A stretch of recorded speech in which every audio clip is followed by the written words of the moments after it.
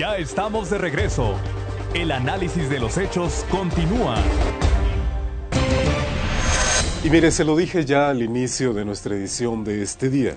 El 2011 tiene una época propicia que es esta, el cierre del año para hacer un recuento de la historia reciente.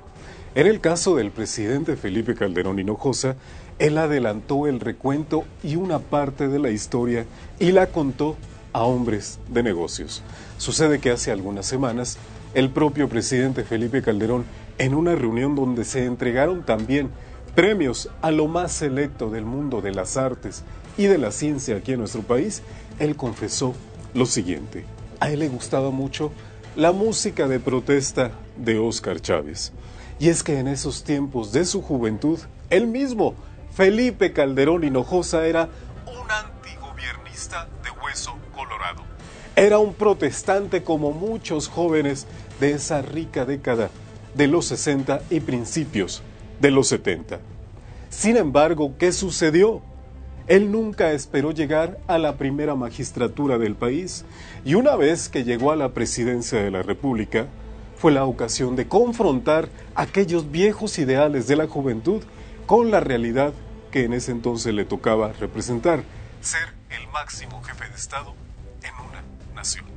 Por eso dicen, a veces la palabra es una, muy distinta a las obras que la propia historia, que la propia vida y las circunstancias implican que se realicen.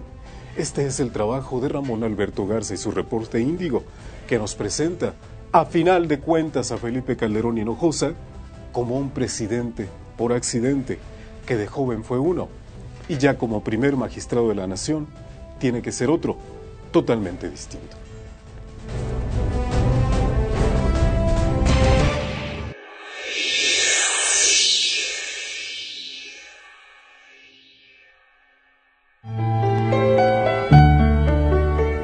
Dice el refrán que a confesión de parte, relevo de prueba. Y Felipe Calderón está confeso. El presidente está arrepentido de profesar sus ideales políticos de juventud y que después de tantos años de lucha lo instalaron en Los Pinos. Su confesión fue pública ante los mexicanos más conspicuos de las ciencias y las artes. Lo hizo en un discurso en el que puso en evidencia que su llegada a la presidencia fue accidental y que sofocó su espíritu opositor.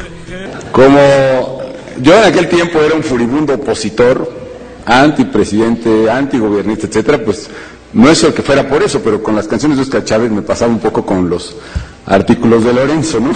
Que me encantaban además por eso, ¿no? Porque satisfacían ampliamente mi espíritu opositor.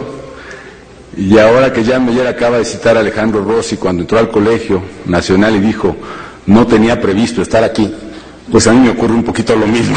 En aquel tiempo no tenía previsto estar aquí. Admitió el hombre que durante su campaña de 2006 siempre dijo que su sueño desde niño era ser presidente, pero su confesión fue más evidente cuando reconoció: cuando yo cantaba apasionadamente esas canciones y cuando leía también apasionadamente esos artículos, pues nunca pensé que iba a estar del otro lado del mostrador, así que créanme que ya he pagado suficientemente mi osadía de juventud.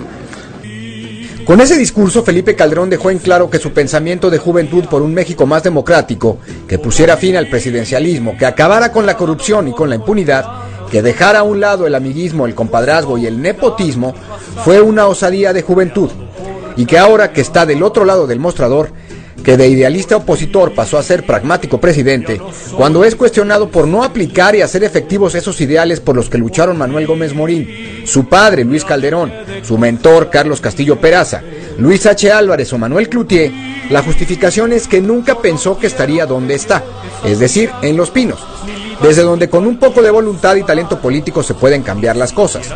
Con esta confesión, Felipe Calderón se admite como un accidente político, como alguien que tuvo la osadía de soñar con un México más libre, más justo, más próspero y más equitativo, como aspiraba con las canciones de Óscar Chávez y los artículos de Lorenzo Meyer. Bajo esta visión del presidente accidental, puede entenderse hoy por qué su hombre de confianza, el hasta hace unos días secretario particular Roberto Gil Suart, salió a declarar que los precandidatos del PAN favoritos del presidente son Josefina Vázquez Mota y Ernesto Cordero, porque el presidente quiere imponer el candidato, y su amigo, el exsecretario de Hacienda, no da para más. Bajo esa misma óptica puede explicarse por qué la cúpula panista le niega a Manuel Maquio Cloutier el hijo del legendario panista que le disputó la presidencia a Carlos Salinas de Gortari, la posibilidad de ser precandidato a senador por su natal Sinaloa. Sus críticas al desempeño presidencial fueron su pecado mortal. Además, apoya al precandidato rebelde, a Santiago Krill. Bajo ese cristal de la osadía puede evaluarse la marginación de las aspiraciones de precandidatos presidenciales albiazules como Javier Livas, con el argumento de que presentó firmas que ya apoyaban a otros precandidatos. La contienda interna del PAN es cerrada. Por eso el PAN está sumido hoy en una severa crisis de identidad, porque la osadía juvenil del segundo presidente que emana de sus filas se convirtió en un pragmatismo que devora los ideales fundacionales y convierte al partido en el poder en lo peor de un PRI al que siempre criticó.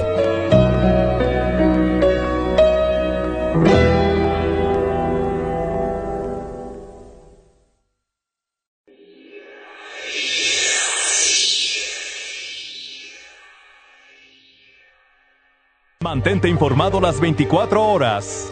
Síguenos por internet. Análisispolitico.com. Continuamos.